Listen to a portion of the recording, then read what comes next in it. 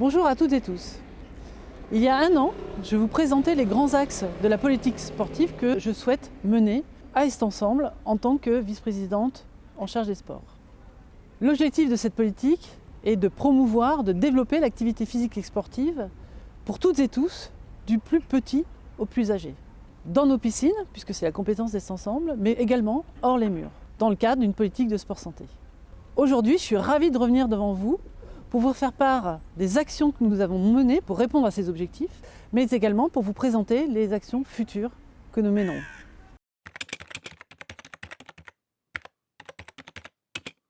La politique sportive du savoir nager est une priorité parce qu'en Seine-Saint-Denis, un enfant sur deux ne sait pas nager à l'entrée en 6e. Et puis malheureusement, le contexte sanitaire n'a fait qu'accentuer la sédentarité et les problèmes de surpoids et d'obésité chez nos enfants et nos jeunes. Dans le cadre de ce savoir nager, nous avons mis en place un dispositif classe bleue qui permet de proposer des séances aux tout petits de 4 ans à 6 ans, à raison de 8 séances pendant une semaine. Et on les met dans un grand bassin comme celui-ci, sans accessoires, bien sûr accompagnés d'un maître-nageur sauveteur qui est formé en conséquence. Petit à petit, ces enfants vont être de plus en plus à l'aise dans l'eau et ça permet de lever vraiment les freins socioculturels autour de l'accès à la piscine tout simplement.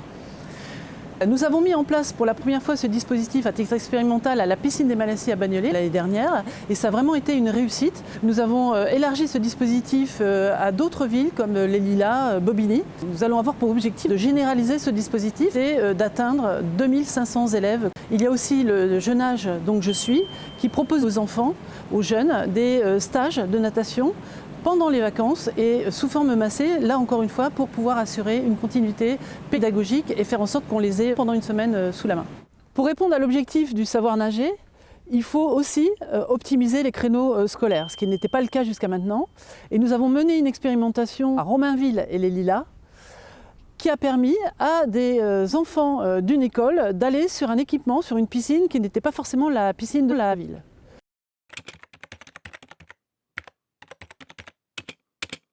Bien évidemment, nous n'oublions pas les adultes. Nous avions mis en place des stages pour les seniors et également des leçons particulières.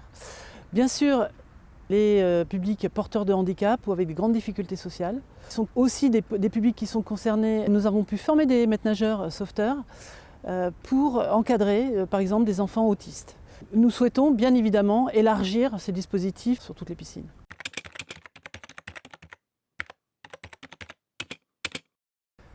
L'autre axe important de la politique sportive, c'est les équipements. On ne peut pas mettre en place des dispositifs de savoir nager si on ne réhabilite pas nos piscines. C'est de proposer aussi une eau plus saine pour les usagers. On est ici à la piscine des Murs à Pêche de Montreuil.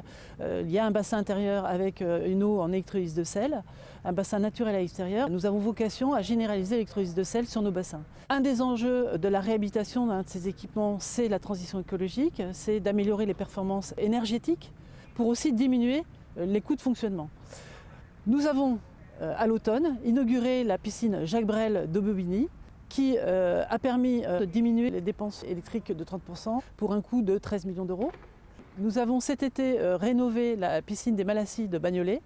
Nous inaugurerons au printemps le piscinatoire de Pantin, qui est un équipement très particulier puisque seront accolés la piscine et le conservatoire et on va avoir un bassin supplémentaire pour un montant de 45 millions d'euros. Nous avons obtenu des financements des Jeux Olympiques 2024 pour rénover le stade nautique Maurice Thorez à Montreuil. Toujours dans le cadre de l'héritage des JOP 2024, nous avons pu bénéficier cet été d'un bassin éphémère qui a permis d'assurer la continuité pédagogique pendant que la piscine des Malassis de Bagnolet était en rénovation. Nous allons aussi, toujours dans le cadre de cet héritage, bénéficier d'un bassin qui aura été utilisé au moment des Jeux Olympiques et qui sera recyclé pour la future piscine de Bagnolet.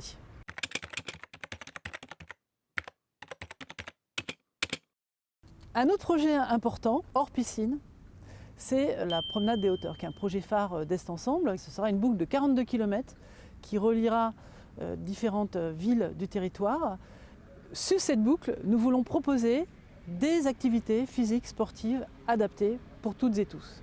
Dans le cadre de l'héritage des Jeux Olympiques et Paralympiques 2024, nous avons obtenu un financement pour un projet qui, pour la première fois, associe Est Ensemble, Paris, mais aussi la FSGT, le CDOS, autour d'un projet qui s'appelle Activons la promenade des hauteurs.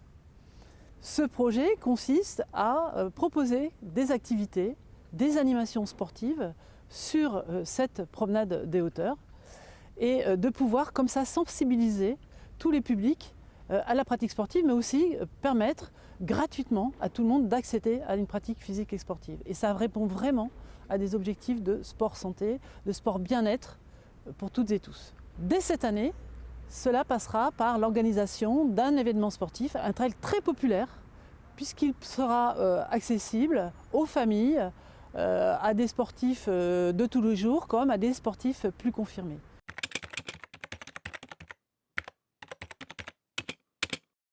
Comme vous le pouvez le constater, on peut mener une politique sportive très ambitieuse et en même temps répondre à des enjeux écologiques. C'est ce à quoi je me suis engagée et que je continuerai à défendre les années à venir.